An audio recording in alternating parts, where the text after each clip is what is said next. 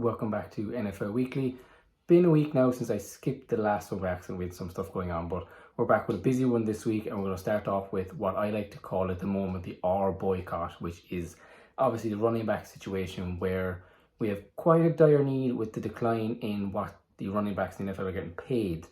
And it's kind of all come to fruition recently where running backs, as we know, have been devalued a lot over the year, even with years, especially with the likes of Pro Football Focus. Not just them, but they've been a very big pusher in the fact of running backs are one of the least valuable, or not most of the least valuable, but they put it in a sense of that it's easier to find and replace good running backs than it is to replace or find good positions elsewhere, which is why now we see a massive decline, which I'll get down numbers in a minute, to what the deals running backs are getting. And as of the last week, obviously weekly, the running backs, 3 big name running backs are now going to be holding out because of franchise tags being put on them before the offseason began, with the hopes and I think promises of getting bigger, more solid, structured deals going forward, long-term deals, more being reimbursed more, because as of now, a franchise tag for a 1-year franchise tag for a running back is about 10 million,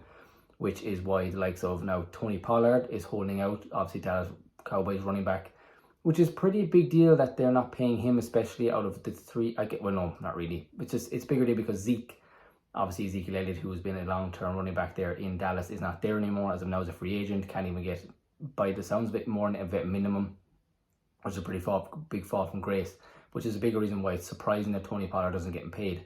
But it does seem like the running backs see it as the league has a bit of a monopoly over the fact that you pay what everyone agrees to pay a running back, and it's not how you necessarily value the running back, but it's your state, so nobody really ruins it, I guess. Because I'll get into a minute, there's only 5 guys who are making over 10 million per year at the moment, but it's Tony Pollard is the first name coming out. Josh Jacobs, we know, who was in the running for Offensive Player of the Year last year, finished with 2,000 scrimmage yards and an all-pro season for the Raiders last season. Now that's a bigger deal. It was not like Jacobs has had, I think, almost 1,000 rushing yards every season of his career so far, and he was on a rookie contract his entire time, which is why he was such a steal and it was such a big deal. He was performing like last year, obviously a contract year, as we all know. That's when these players perform in every sport in America, really. That's when they perform at their highest, is when they get paid. Now, if you do 2,000 yards from scrimmage season, all-pro season as a running back, and you get a $10 million price tag, when you see the likes of, say, CMC, I'll get down to names in a minute.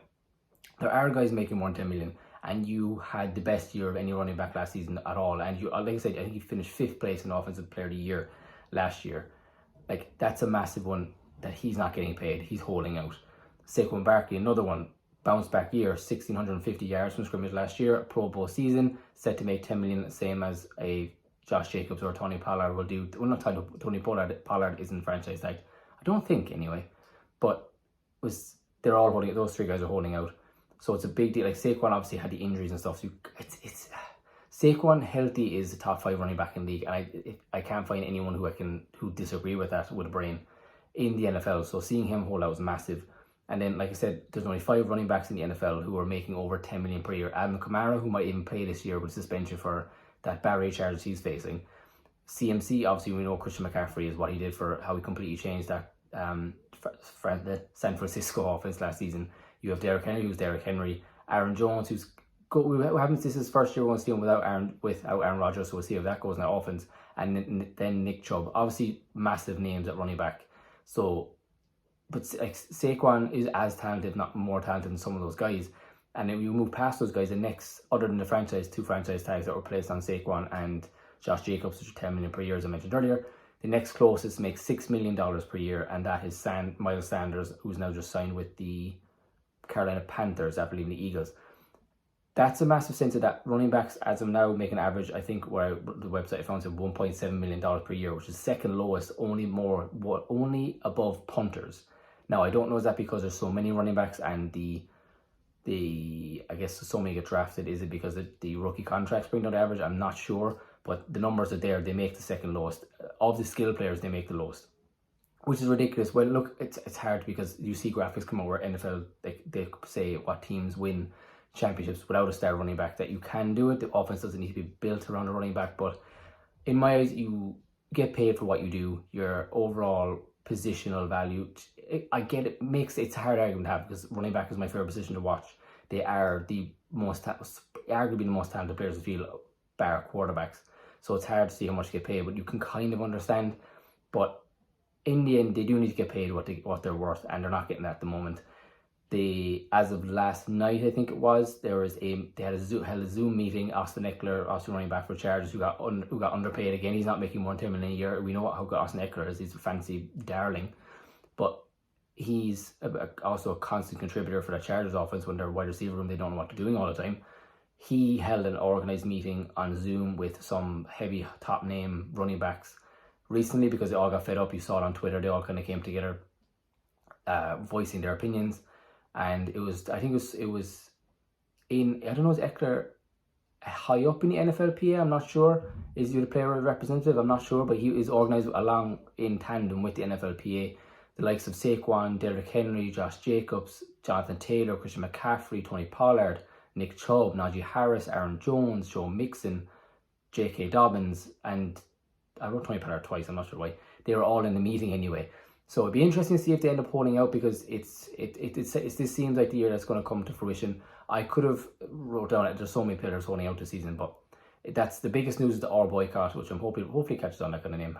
I might title this at that, but I don't blame them that they're upset, because like I said, 1.7 million per year, when obviously quarterbacks different, but I think wide receivers are 5 or 6 million per year is the average, and like that's over 53 players per team over entire league. So you can understand why they're annoyed. I think they deserve to get paid, but hopefully it doesn't end up in this big massive holdout that I don't know how it's going to get fixed. It might not get fixed this year, but that's the biggest noteworthy thing from this week is the running backs. Next, we have a little bit of another kind of down note is rookie wide receiver from USC, Minnesota Vikings, Jordan Addison got arrested for driving 140 miles per hour in a 50 miles per hour zone.